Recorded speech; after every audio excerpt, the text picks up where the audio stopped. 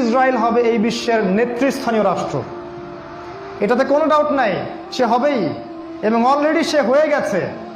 সে প্রায় 90% সফল, আর 10% বাকি আছে। এটা খুব অল্প সময়ের মধ্যেই হয়ে যাবে। কারণ আমাদের দুর্বলতা আছে যে আমরা যে আপোষে কাদা ছোটাছুটিতে ব্যস্ত ছিলাম, আমরা হালুয়া রুটি খাচ্ছিলাম, এই সময়টুকুর মধ্যে ও প্রচণ্ড শক্তিশালী হয়ে গেছে।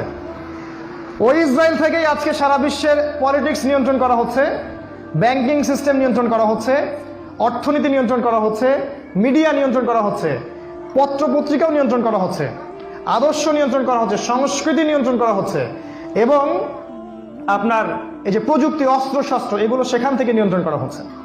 আর এটাই সেই রাষ্ট্র যেখান থেকে দাজ্জাল মানুষের রূপে বের হবে। এটাই সেই রাষ্ট্র। ওই জেরুজালেম থেকেই দাজ্জাল বের হবে। এই শক্তিশালী হয়ে গেল আমাদের চোখের সামনেই, কিন্তু আমরা কিছু করতে পারলাম না। এই যখন শক্তিশালী হয়ে গেছে, তখন সামনে একটা মহাযুদ্ধ লঞ্চ করবে, যেখানে 80টা দেশ পৃথিবীর একত্রিত হয়ে যাবে এবং প্রত্যেকটা দেশের আন্ডারে থাকবে 12,000 করে সৈন্য। এবং এই যুদ্ধে প্রত্যেক 100 জন সৈনিকের মধ্যে 99টা সৈনিক মারা যাবে এই যুদ্ধে।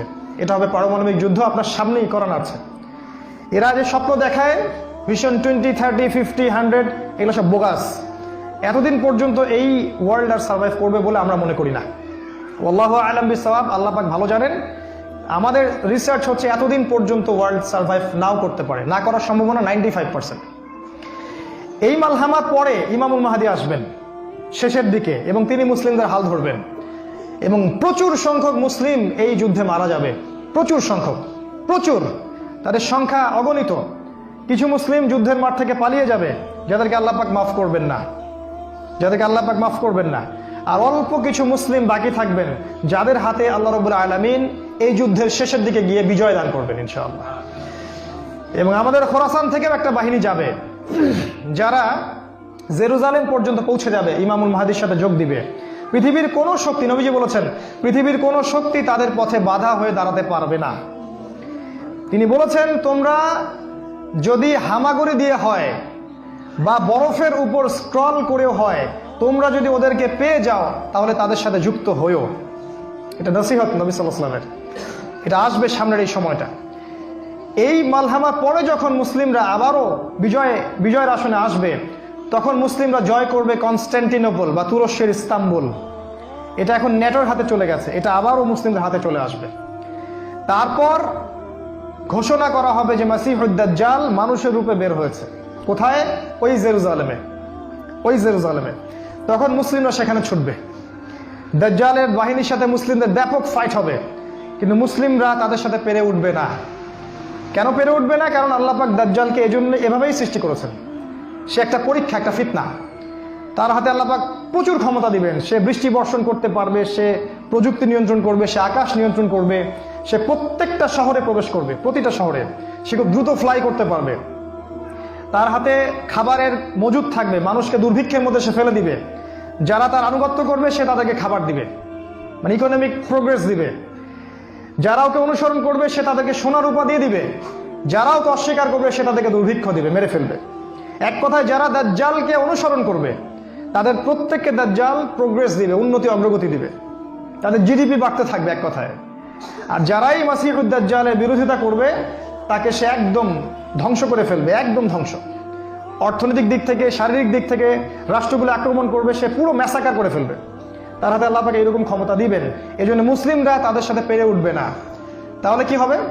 আল্লাহ রাব্বুল আলামিন তখন মুসলিমদের দোয়া কবুল করবেন এবং ঈসা আলাইহিস সালামকে আকাশ থেকে পাঠাবেন এই পৃথিবীতে আবারও ইনশাআল্লাহ। এবং ঈসা আলাইহিস সালাম সিরিয়ার দামেস্কে সাদা মিনারের উপরে নামবেন এবং ইমামুল মাহদীও সেখানে থাকবেন।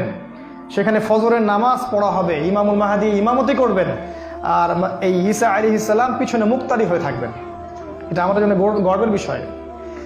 এরপরে ঈসা আলাইহিস সালাম বলবেন যে অবরোধ তুলে দেওয়া হবে, মসজিদের দরজা খুলে দেওয়া হবে এবং ঈসা আলাইহিস সালামকে দেখা মাত্রই মাসিহুদ দাজ্জাল পালাতে শুরু করবে এবং দাজ্জালের বাহিনী অর্থাৎ ইহুদি খ্রিস্টান সভ্যতার সাথে মুসলিমদের যুদ্ধ হবে।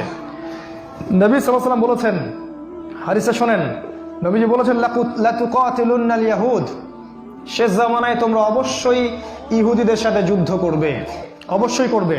এমনকি কোনো ইহুদি যদি পাথরের পিছনে লুকায় তখন সেই পাথর কথা বলবে, ইয়া মুসলিম ইন্না ওয়ারা আল ইয়াহুদ তাআলাউ ফাকতুলহু, হে মুসলিম আমার পিছনে একজন ইহুদি আছে, আসো তাকে হত্যা করে যাও।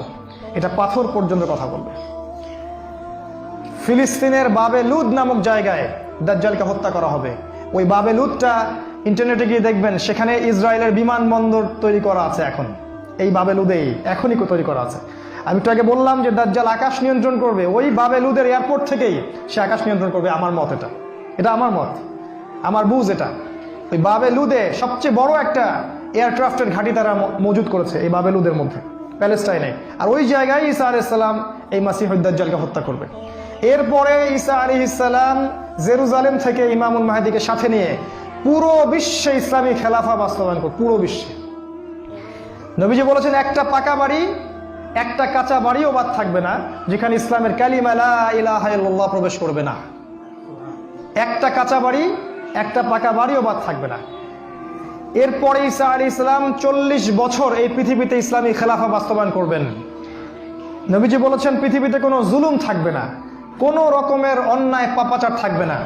বাঘে এবং হরিণে এক ঘাটে পানি খাবে, কেউ কারো প্রতি কোনো অবিচার করবে না। এক একটা ফল হবে বিশাল বিশাল, আল্লাহ পাক বরকতের দরজা সব খুলে দিবেন। প্রচুর বৃষ্টিপাত হবে, মাটি উর্বর হবে, প্রচুর সুজলা সুফলা হয়ে যাবে এই পৃথিবীটা। আবারও আগের অবস্থায় চলে আসবে পৃথিবীটা ইনশাআল্লাহ। কোনো দূষণ থাকবে না, কিচ্ছু থাকবে না ইনশাআল্লাহ।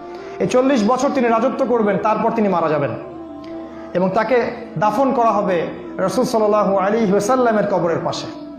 আর ইমামুল মাহদী আরো আগেই মারা যাবেন, তিনি 7 বা 9 বছর রাজত্ব করবেন, এই মুসলিম উম্মাহকে নেতৃত্ব দিবেন। এই অবস্থাটা সামনে আসতে যাচ্ছে। এই কথাগুলো আপনাকে কোনো সেকুলার মিডিয়া বলবে না, কোনো কাফের মিডিয়া বলবে না, কোনো পত্রপত্রিকায় পাবেন না।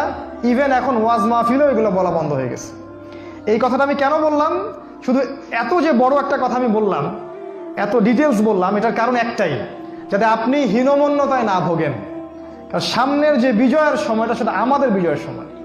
কোনো সন্দেহ নাই যে এই সময়টা অবশ্যই আসবে, কারণ প্রিয় নবী মুহাম্মদ সাল্লাল্লাহু আলাইহি ওয়াসাল্লাম তার পবিত্র জাবান এটা বলে গেছে। আমাদের নবী সাল্লাল্লাহু আলাইহি ওয়াসাল্লাম তার অলৌকিক পবিত্র জাবান এটা বলে গেছেন, কোনো শক্তি নাই পৃথিবীর এই কথাকে উল্টে দিতে পারে ইনশাআল্লাহ তাআলা।